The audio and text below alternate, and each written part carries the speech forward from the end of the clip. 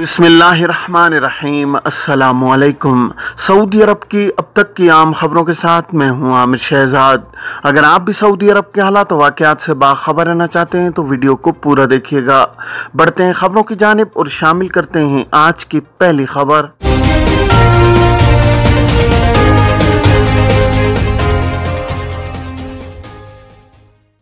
Saudi अरब में गैर मुल्कियों के इकामा का नंबर तमाम सरकारी मामलात की अंजामदही के लिए इस्तेमाल होता है। इकामा नंबर पर ट्रैफिक चालान या दीगर खिलाफ वर्जियाँ रजिस्टर की जाती हैं। जवाज़ात का इदारा गैर मुल्कियों के रिहायशी उमूर की अंजामदही का जिम्मेदार होता है।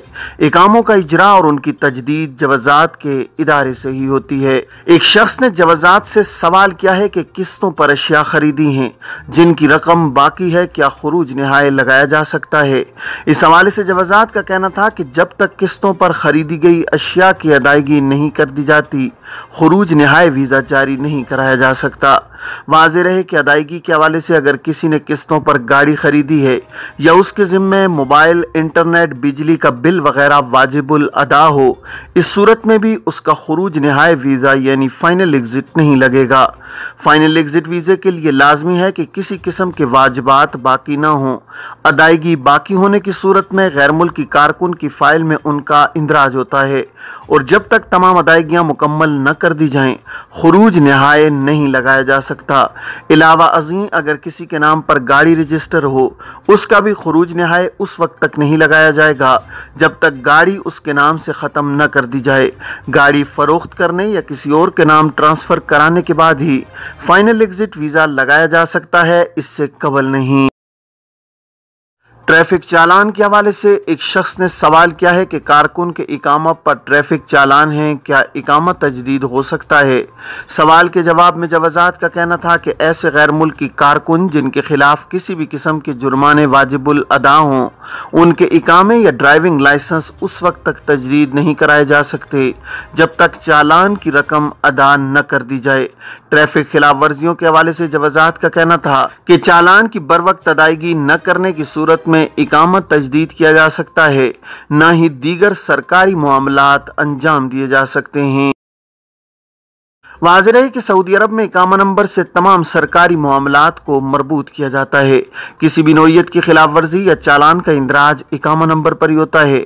चालान होने की सूरत में जवाज़ात के सिस्टम में खुदकार तरीके से फीड कर लिया जाता है और उस वक्त तक गैर मुल्की के इकामा पर खिलाफ वर्जी दर्ज रहती है जब तक चालान की रकम अदा न कर दी जाए। ट्रैफिक खिलाफ वर्जियों पर दर्ज होने वाले चालान्स के अलावा दीगर खिलाफ वर्जियों की भी अदम अदायगी पर इकामा की तजदीद और खुरूज ओहदा वगैरह का इजरा नहीं कराया जा सकता। सऊदी अरब में शदीद बारिशों की पेशगोई।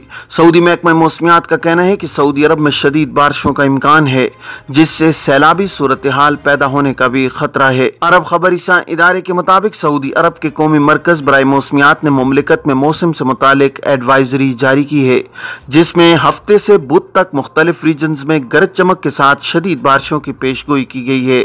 महकमा मौसमियात का कहना है कि हफ्ता 30 जुलाई से 3 अगस्त तक जज़ान, नजरान, असीर और बाहरी रीजनों में गरज चमक के साथ मूसलाधार बारिश का इम्कान है, जबकि मक्का मुकरमा में भी दरमियाने दर्जे की बारिश मुतवक्के है।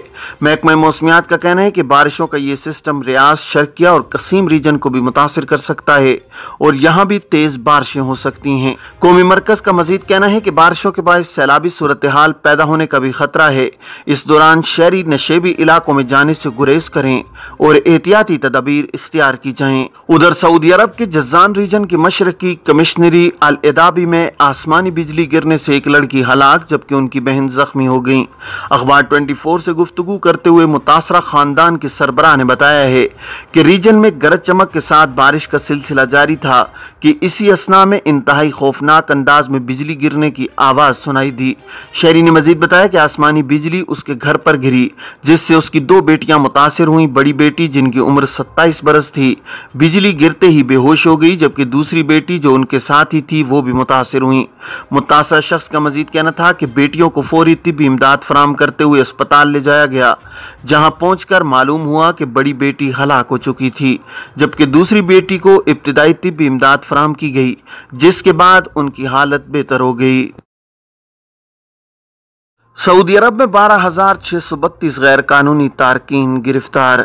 सऊदी अरब में गुज़श्ता हफ्ते 12,632 गैर कानूनी तारकीन गिरफ्तार हुए हैं। सऊदी प्रेस एजेंसी के मुताबिक ये गिरफ्तारियां 21 जुलाई से 27 जुलाई 2022 के दरमियान हुई हैं। गैर कानूनी तारकीन के खिलाफ काम करने वाली मुश्तरका कमेटी ने कहा है कि कुल गिरफ्तार शुदगान में से 7,401 इकामा कवानीन की खिलाफ वर्जी कर रहे थे।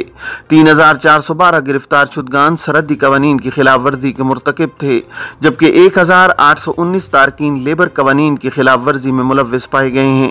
मज़कूर अरसे के दौरान 233 अफराद गिरफ्तार हुए हैं जो सरहद उबूर करके मुल्क में गैर कानूनी तौर पर दाखिल होने की कोशिश कर रहे थे।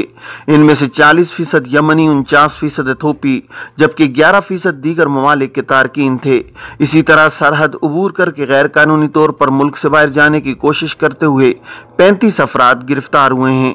कमेटी ने कहा है कि गैर कानूनी तारकीन को सहूलत फराहम करने पर 11 अफराद गिरफ्तार हुए हैं। 6 वजारतों से ताल्लुक रखने वाले 78 अफराद करप्शन के इल्ज़ाम में गिरफ्तार। महकमा इंसदाद करप्शन ने 6 वजारतों से ताल्लुक रखने वाले 78 अफराद को रिश्वत, जालसाजी और मनी लॉन्ड्रिंग के इल्ज़ाम में गिरफ्तार किया है। सबक वेबसाइट के मुताबिक महकमे ने कहा है कि मज़कूरा अफराद को ज़िलहिज्जा के महीने के दौरान गिरफ्तार किया गया है। महकमे ने बताया कि मज़कूरा केसेस में 116 अफराद से तफ्तीश हुई है, जबकि गिरफ्तार शुदगान में से बाज़ अफराद को जमानत पर रिहा किया गया है। महकमे ने कहा है कि करप्शन के इल्ज़ाम में ज़ेर हिरासत अफराद का वजारत दिफा, वजारत दाखिला, वजारत सेहत, वजारत इंसाफ, वजारत तालीम और वजारत बल्दियाती उमूर से ताल्लुक है। मज़कूरा अफराद पर इल्ज़ाम है कि उन्होंने मनसब का नाजायज़ फ़ायदा उठाते हुए ज़ाती मफादात हासिल किए हैं, रिश्वत ली है, ज़ाती मफाद के हसूल के लिए सरकारी दस्तावेज़ात में जालसाजी की है, जबकि बाज़ पर मनी लॉन्ड्रिंग का भी इल्ज़ाम आयद किया गया है। उम्रा परमिट में तब्दीली मुमकिन नहीं है, तर्जुमान वजारत हज। वजारत हज उम्रा के तर्जुमान हशाम सईद का कहना है कि उम्रा परमिट की तारीख और वक्त में तब्दीली मुमकिन नहीं है। फिलहाल उम्रा ज़ायरीन की तादाद के हवाले से कोई पाबंदी आयद नहीं की गई है। आजिल न्यूज़ के मुताबिक वजारत हज उम्रा के तर्जुमान सऊदी TV अल अखबारिया के प्रोग्राम में नए उम्रा सीज़न के हवाले से गुफ्तगू कर रहे थे। तर्जुमान हज उम्रा ने मजीद कहा है कि उम्रा के लिए अतमरना ऐप के जरिए परमिट का हुसूली आम है, जिसकी सहूलत मौजूद है। उम्रा परमिट के हवाले से एक सवाल के जवाब में हशाम सईद का मजीद कहना था कि हासिल किए गए परमिट में वक्त और तारीख तब्दील नहीं की जा सकती, अलबत्ता परमिट के वक्त से कबल उसे मनसूख कराने के बाद दूसरा परमिट जारी कराना मुमकिन है। इजार सिस्टम में मालिक मकान किराया बढ़ाने का मजाज है या नहीं। वजारत बल्दियात और दही आबादकारी उमूर के तहत इजार नेटवर्क ने मकानात और दुकानों के मालिकान का एक ऐसा हक बताया है जिससे किराएदार तशवीश में मुब्तला होंगे। अखबार 24 के मुताबिक इजार का कहना है कि मकान या दुकान के मालिक को यह हक हासिल है कि वो किराया मुआहदे में खुदकार निज़ाम के तहत होने वाली तोसी को मनसूख कर दे। इसे यह भी हक है कि किराए के मुआहदे में तोसी के वक्त किराए की रकम बढ़ा दे। अब तक किराएदारों के ज़हनों में ये बात है कि अगर किराएनामे की मियाद 1 साल है और वो पूरा हो रहा हो और मालिक मकान की जानिब से किराएनामे के हवाले से कोई तब्दीली सामने ना आए, तो ऐसी सूरत में आइंदा साल के लिए किराएनामे में खुद ब खुद तोसी हो जाती है। किराएदारों के हलकों में ये बात भी मानी जाती है कि मालिक मकान पहले से तयशुदा किराए में तोसी का मजाज नहीं है। नए ऐलान के बाद किराएदारों के ज़हनों में मौजूद दोनों बातों की नफ़ी हो गई है। इजार नेटवर्क ने तवज्जो दिलाई है कि किराएनामे की तोसी हो या नया किरायानामा जारी किया जा रहा हो, हर सूरत में सालाना उसकी तोसीक होगी और उस पर 125 रियाल फ़ीस वसूल की जाएगी। ये फ़ीस उसूलन मालिक अदा करेगा, अलबत्ता अगर मालिक किराएदार के साथ इसके बरक्स मामला तय कर तो फीस उस फरीक से ली जाएगी जिसने मकान या दुकान किराए पर हासिल की हो। इजार नेटवर्क ने मज़कूरा वजाहत एक किराएदार की जानिब से किए गए सवाल के जवाब में जारी की है, जिसमें दरियाफ्त किया गया था कि क्या किराए की मियाद मुकम्मल होने पर किरायानामा में खुद ब खुद तोसी हो जाती है या नहीं। दूसरी बात यह दरियाफ्त की गई थी कि क्या मालिक को किराएनामे में तोसी करते वक्त किराया बढ़ाने का इस्तेहकाक हासिल है या नहीं। गिलाफ काबा की तैयारी पर 2 करोड़ 50 लाख रियाल लागत आई। गिलाफ काबा तैयार करने वाली फैक्ट्री के अंडर सेक्रेटरी अब्दुल हमीद अल मालिकी का कहना है कि नए गिलाफ काबा की तैयारी पर तकरीबन 2 करोड़ 50 लाख रियाल लागत आई है, जबकि पुराना गिलाफ फैक्ट्री के मखसूस गोदाम में पहुंचा दिया गया है। आजिल न्यूज़ के मुताबिक सेक्रेटरी अब्दुल हमीद अल मालिकी ने सऊदी टीवी अल अखबारिया से गुफ्तगू करते हुए मजीद बताया है कि गिलाफ काबा की तैयारी में दुनिया का बेहतरीन रेशम इस्तेमाल किया जाता है, जो इटली और जर्मनी से दरामद किया गया है। गिलाफ काबा पर कशीदाकारी के लिए खालिस चांदी और सोने के तार इस्तेमाल किए जाते हैं, जबकि सोने का पानी चढ़े हुए चांदी के तार भी इस्तेमाल होते हैं। ये मखसूस तार भी जर्मनी से दरामद किए जाते हैं। अल मालिकी ने मजीद बताया है कि गिलाफ काबा की तैयारी में इस्तेमाल होने वाली मुख्तलिफ अशिया का मजमूई वजन 1200 किलोग्राम है।